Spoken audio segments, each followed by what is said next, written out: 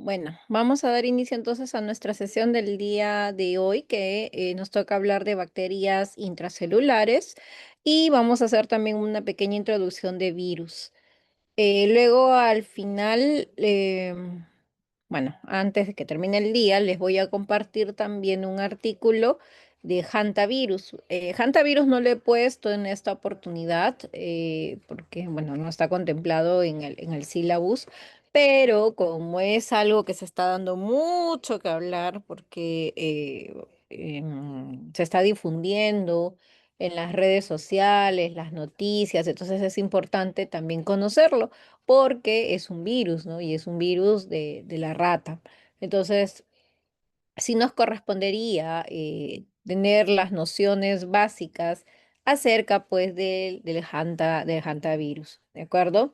Puede ser que por ahí les venga alguna pregunta con respecto a ello, porque como les digo, es un tema que está teniendo bastante trascendencia, ¿no? Bien, vamos a hablar entonces de bacterias intracelulares. Este es el último grupo de las bacterias, en la cual, si bien es cierto, no van a ser teñidas fácilmente con el Gram, y si es que se llegaran a teñir, gran parte de ellas son Gram negativas. Sobre todo más bien van a teñir con el Yensa, pero el Yensa recuerden que es una tinción para tejidos, ¿no? Porque se van a ubicar dentro de la célula estas bacterias. Y muchas veces sus diagnósticos de estas bacterias resulta ser a través de pruebas moleculares en los primeros días de la enfermedad y luego la serología. Y para la serología tenemos que esperar la formación de los anticuerpos que nos va a tomar alrededor de 7 días en promedio, ¿no? Entonces, vamos haciendo mención de la familia de las riquecias. Estas riquecias son bacterias aerobias que semejan a las gram negativas.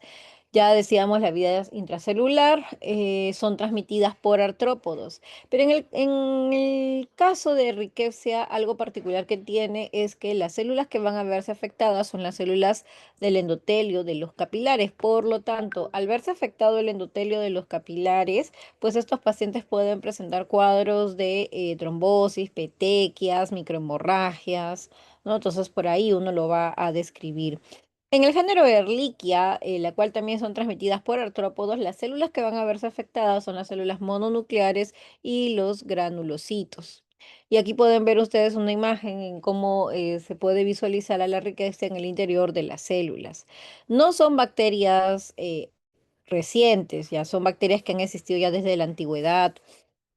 Son bacterias que están metidas dentro de animales y de los artrópodos y que son transmitidas por estos vectores, ya sean ácaros, garrapatas, piojos, pulgas. Esto va a depender mucho de la especie de Rickettsia y el hombre es el que termina infectándose de manera accidental. Entonces, si describimos su clasificación, hablamos de grupos de tifus y el grupo de fiebre exantemática. En el tifus está la Rickettsia prowazekii, cuyo cuadro clínico es el tifo epidémico y el vector resulta ser el piojito, ¿no? Y la Rickettsia rickettsii es el tifo endémico, cuyo vector es la pulga. Si ustedes me preguntan, estos dos son las especies más frecuentes o de manera universal lo que se encuentra. O sea, en todos lados vamos a tener. Grupo de fiebre santemática, Rickettsia rickettsii, que produce la fiebre manchado, la fiebre de las montañas rocosas, cuyo vector es la garrapata. Y la Rickettsia acari es la fiebre pustulosa, cuyo vector es el ácaro. Aquí podemos ver en esta tabla tomada del libro de Murray acerca de las diversas enfermedades ocasionadas por riquecias, cuál es el microorganismo según su especie y los vectores. Como pueden ver ustedes, dependiendo del tipo de riquexia, va a tener su vector y quiénes van a ser los reservorios. Esta de acá, la primera, la fiebre de las montañas rocosas, sobre todo se va a encontrar en el continente americano, ¿no? Hacia el norte, en Canadá, México, Canadá, Costa Rica, Brasil, Colombia, Argentina también hacen mención, pero es más frecuente encontrarlo en Estados Unidos, ¿ah? De ahí es donde se describen mayor cantidad de casos por esta fiebre de las montañas rocosas. Luego la otra frecuente es la Prowazekii, y la TIFI, pero estas resultan ser de manera universal, es decir, en todos lados vamos a poder encontrar ese tipo de riqueza. Entonces, y nos queda claro también que para la Rickettsia prowazekii su vector termina siendo un piojo, ¿no? Mientras que en la Rickettsia typhi es la pulga. Entonces es importante recordar. Ya estábamos mencionándolos acerca de estas características pleomorfas que tienen, o sea, no tienen una forma definida, por eso dicen acá tienen una estructura semejante, los bacilos gram negativos tienen la estructura, pero no van a poder ser teñidos fácilmente con el gram.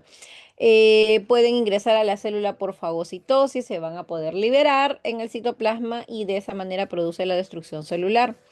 Estas bacterias pueden perder actividad a 0 grados y a más de 36 grados, o sea, tienen un rango determinado para que puedan actuar. Y tienen también antígenos de la pared, lo cual los permite su diagnóstico a través de metodologías de inmunofluorescencia. Podemos ver que el agente vector, ya sea una pulga o un ácaro, un piojo, ¿no? Va a transmitir hacia los huéspedes, estos huéspedes que va a terminar siendo el humano, los animalitos, perro, gato, la misma ratita, ¿no? Entonces son los que van a llevar portando la enfermedad, la infección. Entonces, hacia el interior de las células de estos seres vivos, en los cuales se van a ver afectados, la riqueza ingresa, pues, y durante ese periodo vamos a tener un periodo de preincubación.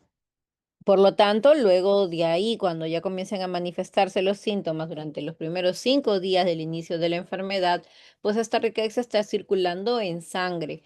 Y si está circulando en sangre, yo puedo tomar muestras de sangre para hacerle las pruebas moleculares, como mencionan aquí, pruebas moleculares o el cultivo celular. Cultivo celular lo hacemos también en los virus, pero estos más están diseñados para los laboratorios de investigación. Y si tenemos la otra opción, poder hacer las pruebas a través de la serología, pero recuerden que tenemos que esperar la formación de los anticuerpos y esos anticuerpos se van a ver recién a partir del día 6, del día 7 del tiempo de enfermedad, en donde vamos a tener a las inmunoglobulinas IgM y posteriormente a la IgG para realizar el análisis serológico, que es la mayoría de los casos en donde más se viene desarrollando el diagnóstico. Ya les venía haciendo referencia acerca del tifo epidémico exantemático. Si voy a hablar que mis células afectadas son los endotelios de los capilares, entonces vamos a ver cuadros de vasculitis, trombosis y necrosis. Los pacientes también van a presentar síntomas generales de una fiebre, cefalea, dolores musculares, máculas, petequias, ¿no? Por la presencia de estas microhemorragias, afectando también hasta el sistema nervioso central. Entonces, en Prowazekii, que es la universal, el humano resulta ser el principal reservorio y la transmisión resulta ser a través de un piojo que es el vector. Vemos también que si hay afectación del endotelio, pues hay formaciones de trombos. Mi paciente va también a hacer síntomas generales como fiebre, escalofríos, un rash hemorrágico y puede llevar hasta cuadros de shock.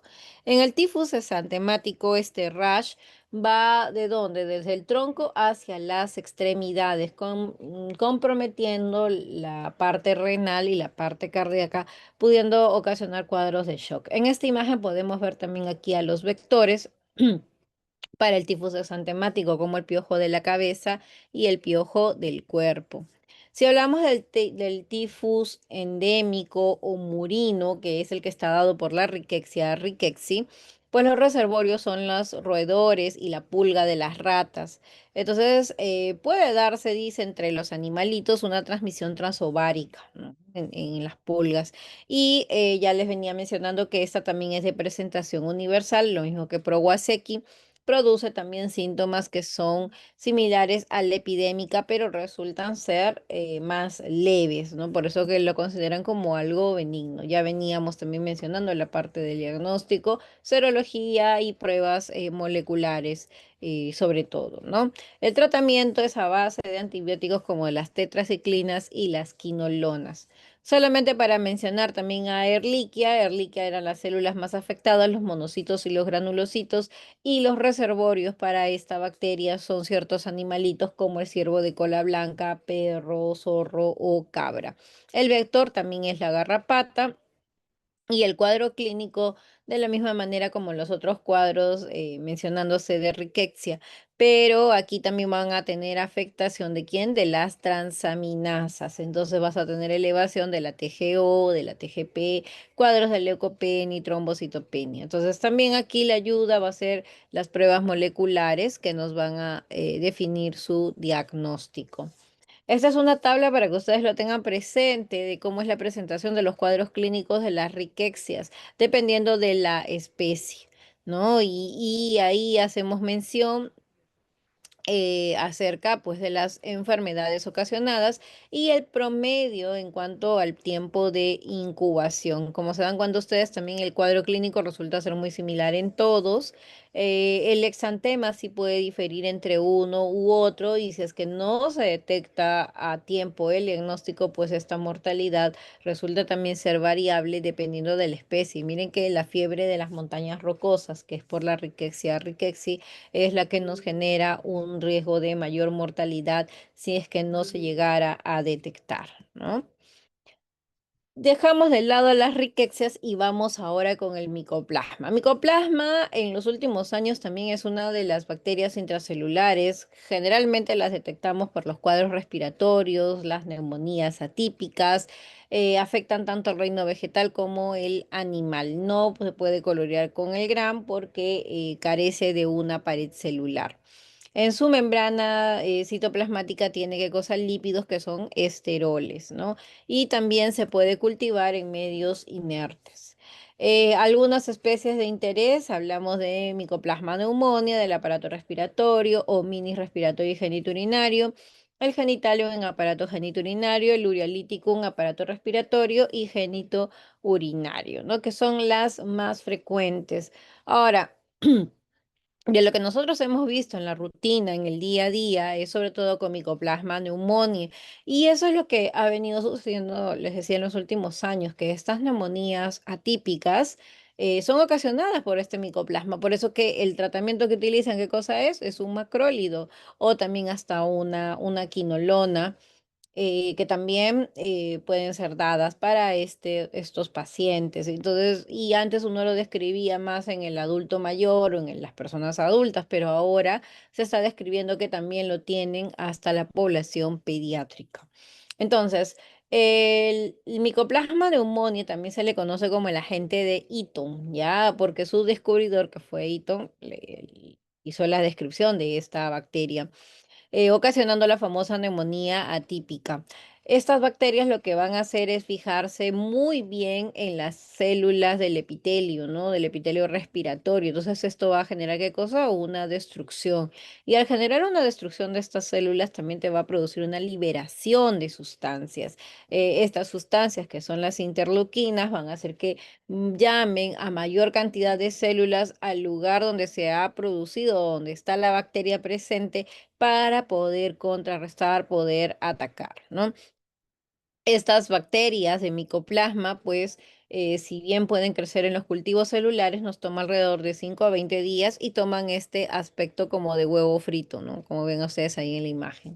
Son bacterias que también fermentan los carbohidratos como la glucosa y produce anticuerpos IgM. Entonces, también otro dato interesante que tiene micoplasma es que produce también crioaglutininas. ¿Qué quiere decir esto? Que mi sangre se puede aglutinar cuando estoy con frío, ¿no? Ante el frío, entonces los hematíes se pueden aglutinar, y eso también nosotros lo podemos ver en el hemograma, por eso que después tenemos que calentar la sangre.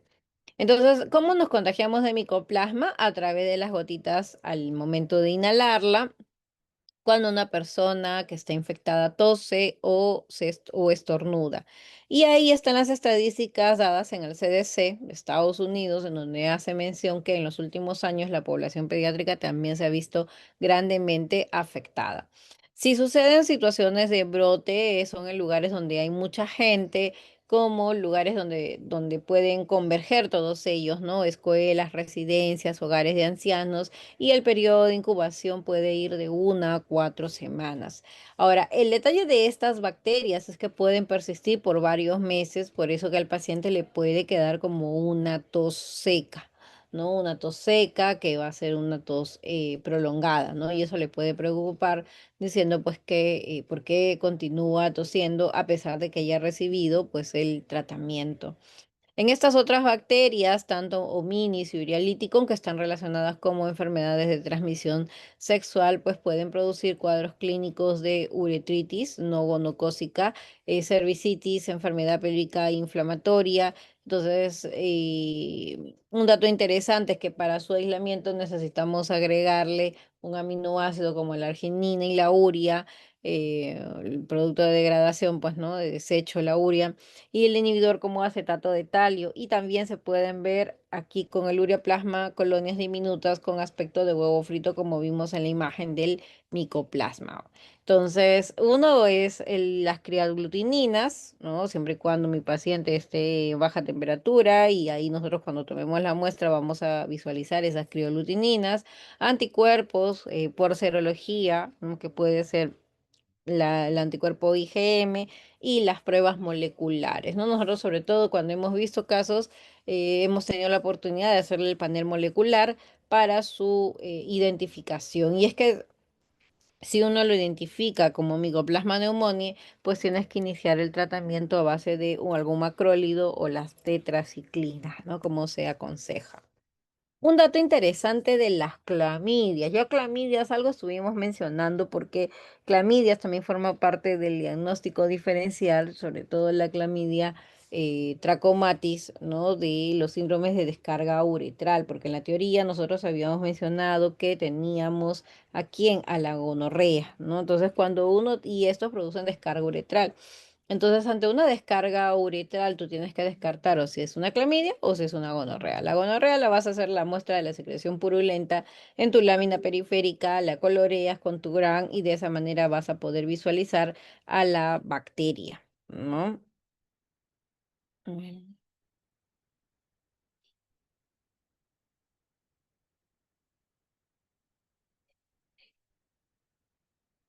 Un ratito, chicos.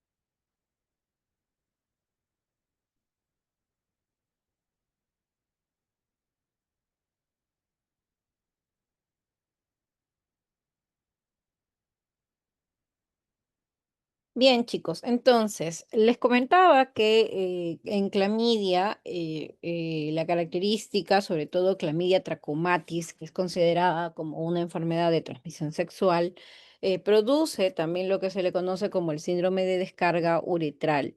Entonces, cuando uno tiene estas secreciones purulentas que pueden salir por la uretra, sobre todo el varón, que es el sintomático, uno tiene que descartar si estás frente a clamidia o si estás frente a gonorrea. Y bueno, con gonorrea, como ya habíamos visto en la clase pasada, simplemente una tinción, una secreción, frotis, hacerle su tinción gran, ves neutrófilos y los neutrófilos vas a ver los diplococos gran negativos, ya tienes el diagnóstico de Neisseria, ¿no? En cambio, en la clamidia, pues hay que hacerle serología o muchas veces lo que se opta es tomar las pruebas moleculares. Algunas características de esta bacteria es que son incapaces de sintetizar ATP, tienen también un tropismo por las células mucosas, ¿no? Células cilíndricas mucosas. Tienen también una particularidad en su proceso de la multiplicación, que lo vamos a ver en un momento, porque estas bacterias, como son intracelulares, van a replicarse dentro de la célula bajo dos momentos, ¿no? Y también forman las inclusiones citoplasmáticas. Y ven, cuando ingresa la bacteria, ingresa bajo su partícula de infectante, que es el cuerpo elemental. Y este cuerpo elemental ingresa por endocitosis, ¿sí? Entonces, al ingresar por endocitosis hacia el interior de la bacteria, o mejor dicho, al interior de la célula infectante, y miren que esta célula infectante es una célula de un epitelio mucoso. Entonces, lo que va a generar es que ingresa y los fagosomas, o sea, vamos a tener aquí fagosomas, se recubren por una membrana, como va a suceder acá, y forman el famoso cuerpo de inclusión, ¿no? Aquí lo pueden ver. Entonces, ese cuerpo de inclusión que se va formando, ¿sí? Y va tomando ahí, como pueden ver ustedes aquí en la imagen, la replicación, se va a reorganizar. Y cuando se reorganiza, estos cuerpos de inclusión forman el famoso cuerpo reticular. Entonces aquí tenemos dos etapas. Ingresa como cuerpo elemental, pero en el interior de la célula se convierte en cuerpo reticular. Y este cuerpo reticular tiene una actividad metabólica. Este cuerpo reticular va a ir madurando y luego se va a dividir por fisión binaria. Entonces esos cuerpos reticulares, o sea, este cuerpo reticular se va a reorganizar en cuerpos elementales de menor tamaño, que son estos chiquititos de acá, y luego la bacteria se va o la célula se rompe, ¿no? La célula se rompe y libera las bacterias infecciosas. Entonces siguen andando todas estas bacterias infecciosas bajo la forma de cuerpo elemental por el torrente sanguíneo. Entonces eso es lo que sucede con la clamidia, que utiliza al epitelio, ¿no? Al epitelio mucoso para poder replicarse. Recuerden que ingresa bajo la forma de cuerpo elemental, en el interior se forma el cuerpo reticular, que es el que cumple una actividad metabólica, este luego se rompe y salen los cuerpos elementales, que resulta ser el agente infeccioso. Ya estos son los clásicos: tracomatis, la de transmisión sexual, citacosis y neumonía, que nos producen sobre todo cuadros respiratorios. Em, en tracomatis podemos ver estas infecciones urogenitales, que el 80% de las infecciones resultan ser asintomáticas. Y es que ya les venía mencionando, los que más nos van a producir el cuadro clínico son de los varones, ¿no? Y si en el caso de las mujeres llegaran a tener algún cuadro clínico, pues estos cuadros clínicos están relacionados con una bartolinitis, cervicitis, salpingitis, endometritis, que muchas veces estos van a ser detectados a través de la ayuda de una ecografía, ¿no? O que yo pueda tomar algún tipo de biopsias, muestras, y por ahí haga yo la detección de estos procesos infecciosos. O también el síndrome de Reiter, en la cual hay una conjuntivitis, una artritis y la descarga uretral. Esta bacteria es de distribución mundial, entonces decíamos que los epitelios que van a verse afectados son los epitelios cilíndrico ciliados, o no ciliados, los cúbicos, los de transición, como podemos ver en la zona de la uretra, endocervix, endometrio, las trompas de falopio, a nivel de recto, el ano, en las conjuntivas y en las células respiratorias. Va a depender también de los serotipos y otra de las particularidades es que tienen poca inmunidad. Entonces, si alguna persona le dio infección por Clamidia trachomatis, nuevamente puede darle, ¿no? ¿Por qué? Porque no tienes la cantidad suficiente de anticuerpos. Entonces, va a depender mucho del tipo de serotipo, ¿ya? Para que produzca algún cuadro clínico. Entonces, los serotipos, por ejemplo, los L1, L2, L3, son los que están relacionados con el linfogranuloma venéreo, en la cual esta también es una enfermedad de transmisión sexual, en donde va a haber qué cosa, las adenopatías, ¿no? En la zona de la ingle, ese es el clásico afectación, ¿no? La adenopatía en la zona de la ingle y hay multiplicación de los ganglios linfáticos regionales. El paciente está con cuadros de fiebre, mialgias, adenopatías inguinales, cuadros de abscesos, fístulas y proctitis. ¿Ya?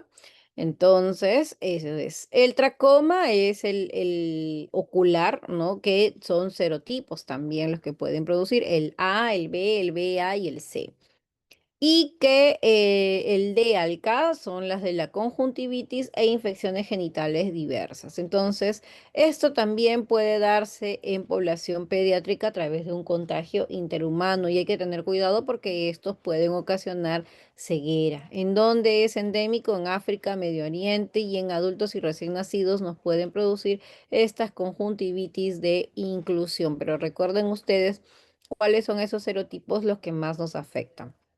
Ya les venía mencionando que el diagnóstico de clamidia sobre todo va a ser con la detección de anticuerpos, ¿no? A través de la serología, ya sea con técnicas de ELISA, sobre todo, inmunocromatografía y también las pruebas moleculares. Entonces el positivo también de los anticuerpos puede persistir por largo tiempo. Tratamientos, como pueden ver ustedes, son los macrólidos y las tetraciclinas.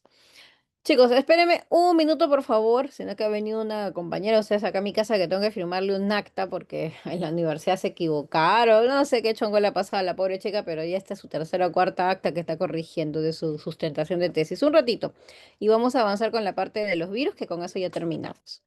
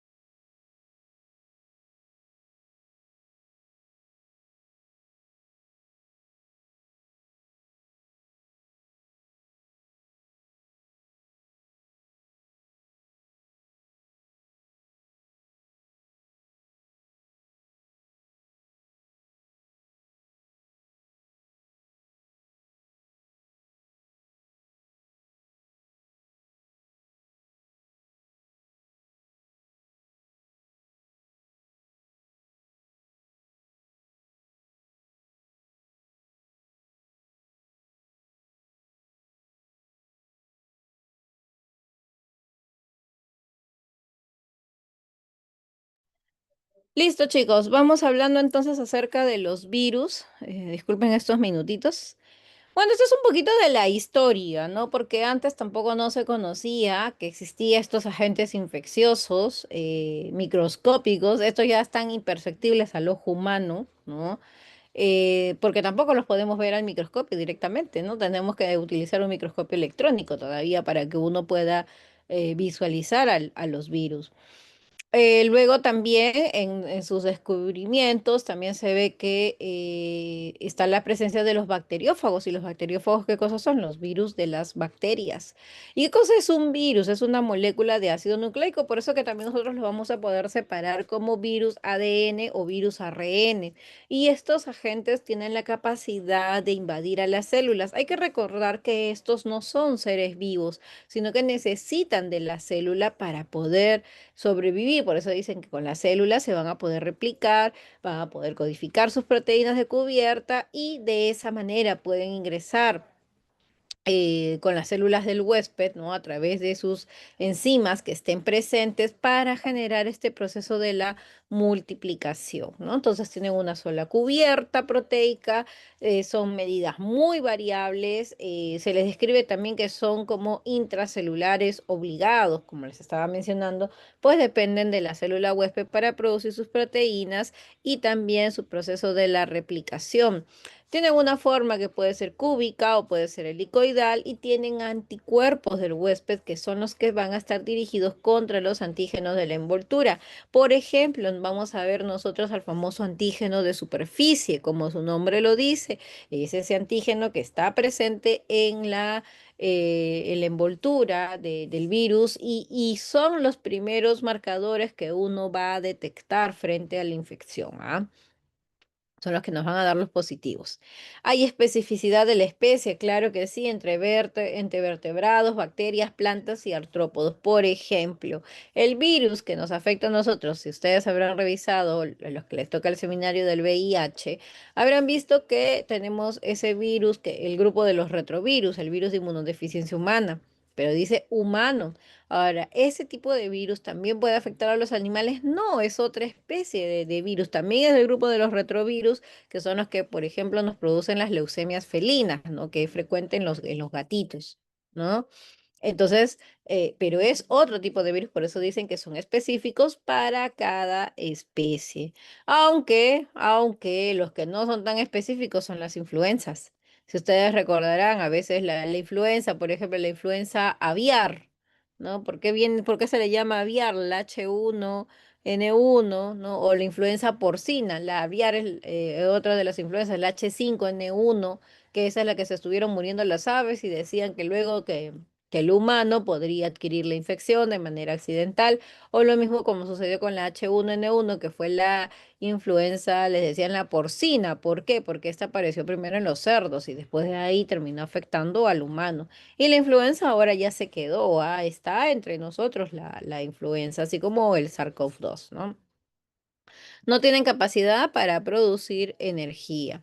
Ya estábamos observando aquí las características que tienen los virus. Es un solo ácido nucleico. Tiene la capacidad de tener una o dos cadenas que pueden ser lineales, circulares o continuas. Son las que nos van a llevar la información para el proceso de la replicación viral. Tienen menos de 200 genes para codificar, dentro de los cuales están sus proteínas de la cápside, los receptores y la polimerasa. Y el tamaño también resulta ser variable en esos kilopares de bases, que significa ahí el KPV.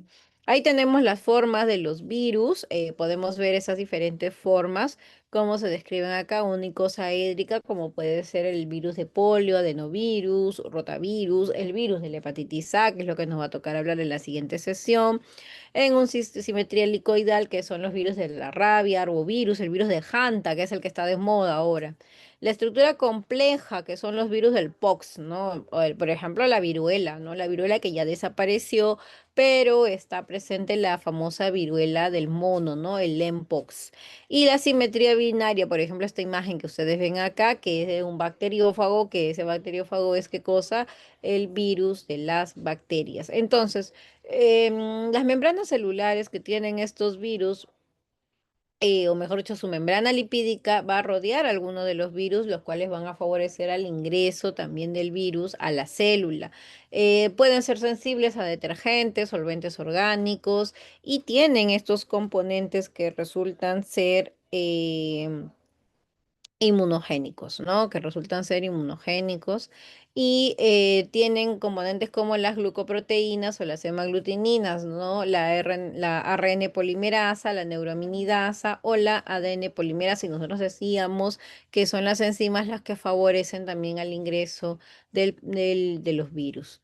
Aquí tenemos la clasificación, dentro de los cuales están los virus ADN, los virus ARN, y miren, por mencionar algunos de ellos, en los ADN es la hepatitis B, los virus del herpes, citomegalovirus, el papiloma, que es un virus que se queda por bastante tiempo, los adenovirus, los poxvirus y hasta el parvovirus. Los parvovirus ahorita también están bastante de moda, como los Coxsackie, que están dentro de ese grupo. No tan de moda los Coxsackie, porque ahora el que menos, no sé si tienen hermanitos, las guarderías paran afectándose con el síndrome de mano, pie y boca, ¿no? Que les produce dolor, fiebre y contagian no solamente a los niños, sino también los padres tienen porque están en contacto con los niños, ¿no? Entonces es bastante frecuente encontrar ahí con los Coxsackies.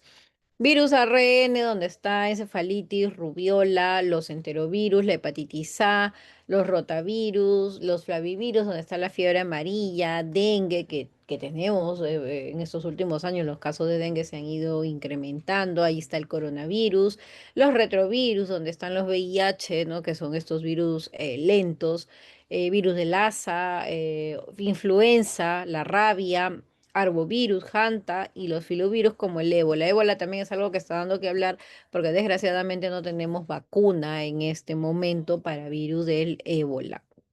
Entonces, en el proceso de replicación viral que tienen los virus es que para que se unan los virus, tiene que haber un proceso que sea a través de quiénes, de los receptores de la membrana en la célula que está susceptible. Y ahí podemos ver en la imagen cómo un virus puede ingresar hacia el interior de la célula, pero necesita de los receptores. No sé si ustedes recordarán con el SARS-CoV-2 el virus tenía también estas glicoproteínas que se les decía las glicoproteínas Spike o la glicoproteína de espiga, de la cual hacía que se uniera a los receptores de la ECA, ¿no? La enzima convertidora de la angiotensina, y de esa manera favorecía al ingreso del virus para que sucedieran los procesos de replicación. ¿Ven? Estos procesos de ingreso, de penetración, pues resultan ser directos en caso de los virus que sean desnudos, se van a unir con la membrana citoplasmática y finalmente hay un proceso de endocitosis en los virus con envoltura. Hay virus que también pueden perder esa envoltura o esa cobertura, como es el caso del Mpox, la viruela del mono. eh, Virus que también pueden ser con el ARN en el citoplasma, excepto no lo vamos a ver con influenza o con los retrovirus. Retrovirus es el caso del VIH. En la síntesis de las macromoléculas, como pueden ver ustedes en la imagen, el proceso de la formación, ¿no? de los virus pues va a recibir desde la etapa de la replicación, ¿no? Un proceso de replicación, transcripción y traducción. Entonces, en esas etapas tienen ahí participación del ADN, el ARN mensajero, para que finalmente tenga pues ahí en los ribosomas la traducción de lo que es la síntesis proteica, ¿no? Entonces, los virus también tienen esa capacidad de producir macromoléculas a partir de sus polimerasas, ARN mensajeros, pueden ahí darse la replicación de los ácidos nucleicos y finalmente está la síntesis de estas proteínas virales. Luego tenemos la etapa del ensamblaje, en donde estos virus van a rellenar o van a formar parte del genoma. Y esto puede ser a nivel del citoplasma o puede ser a nivel del núcleo. Finalmente, ya una vez que se haya incursionado o estar metido dentro de la célula, esta célula se puede romper, va a generarse su destrucción, la lisis, y esto va a generar, ¿qué cosa? La liberación de estos viriones o de estas copias que se han ido formando. Por ejemplo, si hablamos de destrucción de la célula, como sucede en el caso de polio, vamos a ver ahí un cultivo celular en la práctica en donde ustedes van a visualizar la destrucción de las células, ¿no? En el caso de polio, no es que vayan a ver al virus, no, van a ver ese efecto que produce el virus en las células, o que puedan darse situaciones de exocitosis, como en el caso de la influenza.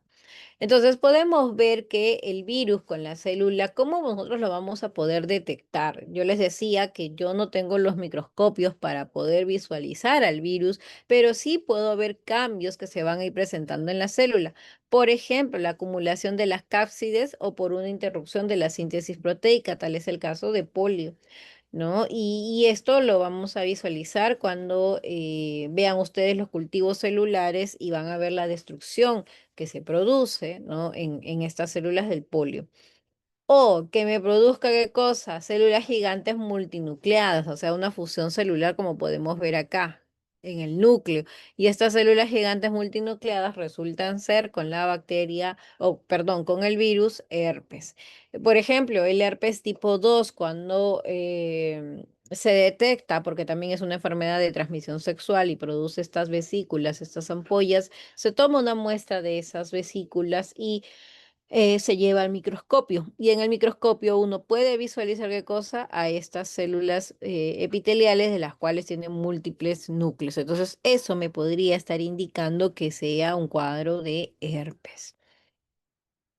Vamos a tener también formaciones de antígenos. Hace un momento les decía que tenemos esos antígenos que están en la superficie, en la cubierta de los virus. Entonces, estos resultan ser inmunogénicos y es la manera de lo cual nosotros vamos a poder detectar a los virus, ¿no? Y que nos hablaría de que están en una etapa aguda, ¿no?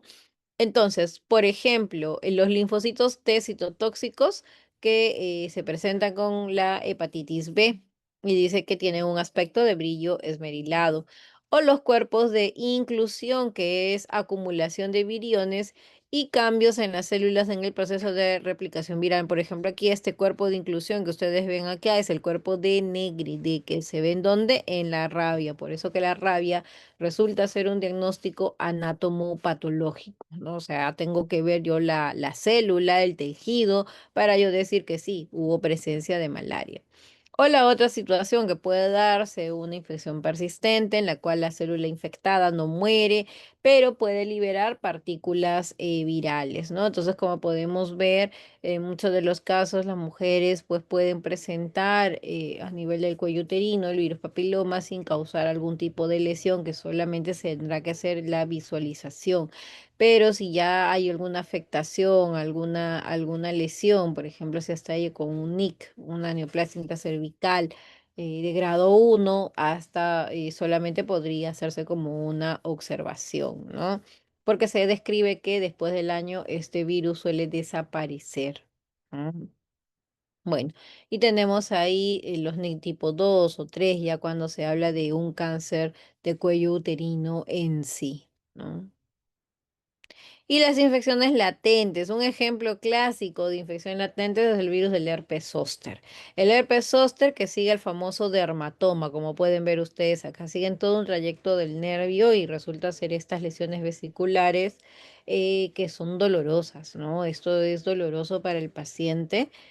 Ahora actualmente también, porque generalmente son los adultos mayores y en épocas de frío, en situaciones de estrés es donde se reactiva este herpes zóster. Y este herpes zóster le gusta meterse a nivel, pues, ¿no? De los ganglios raquídeos, como podemos ver acá, ¿no? En el ganglio raquídeo, en el ganglio sensorial, entonces cada vez que quiera va a poder salir y puede ocasionarnos, pues, estos cuadros de los dermatomas, ¿no? Luego también tenemos los cuadros de oncogénesis, en donde la cual se va a inmortalizar el virus del Epstein-Barr o que se pueda transformar, ¿no? El Epstein-Barr que tiene que ver con la mononucleosis infecciosa, por ahí, ¿no? Y la transformación con ya tal es el caso con la hepatitis B, ¿no? Entonces ahí es importante, perdón, con el virus de la hepatitis B con la oncogénesis, porque recuerden ustedes que hay neoplasias tipo leucemias, linfomas que están relacionadas con el Epstein-Barr y con la hepatitis B, la hepatitis C también hay neoplasias que tienen que ver con el cáncer hepático. ¿Ya? Por eso se describe ello. Y aquí tenemos una lista del tomado del libro de Murray, en donde hablan de las diferentes pruebas de laboratorio para los agentes infecciosos, en este caso los virus. Y como pueden ver, en la mayoría de los casos es el uso de las pruebas moleculares y la serología a partir del día 6 o 7 del tiempo de enfermedad. ¿Ya? Entonces, eso es lo que quería presentarles, chicos. No sé si tienen alguna pregunta antes de cerrar la sesión. Ya la clase la tienen colocada. Yo voy a compartirles luego un artículo que también lo voy a poner en el aula virtual para que tengan conocimiento, ¿de acuerdo? Para que puedan leer ahí un poquito más acerca del virus de Hanta. Bien. Bien, chicos. Bueno, la próxima semana, chicos, no vamos a tener la sesión. Yo la voy a pasar para la siguiente semana. A ver, ¿dónde está mi calendario? Voy a anotar mi calendario. A ver, vamos a ver. Un momento. Ya, para la semana del 12, el sábado 13, ¿de acuerdo? El sábado 13, ahí coordinamos, ahí coordino con su delegada, con Angie, cualquier cosita, y ahí conversamos, ¿de acuerdo? Pero el día 6 no tendríamos sesión, o si no, también yo lo que podría hacer, no, el día 6, perdón, sí, hasta el día 6, más bien, sábado que viene, que es el 30, no, el sábado 6 sí tendríamos clase normal, ¿ya? Y ahí es para avanzar las dos clases de virus que también las voy a dejar colocadas en el aula virtual para que ya lo vayan revisando. ¿De acuerdo? Sí, ahí vamos a hacer las dos clases de virus. Bien, chicos. Entonces, si no hay alguna pregunta o algo, eso sería todo. Cualquier cosa seguimos en contacto y que tengan una muy buena tarde. Muchas gracias, ¿ah?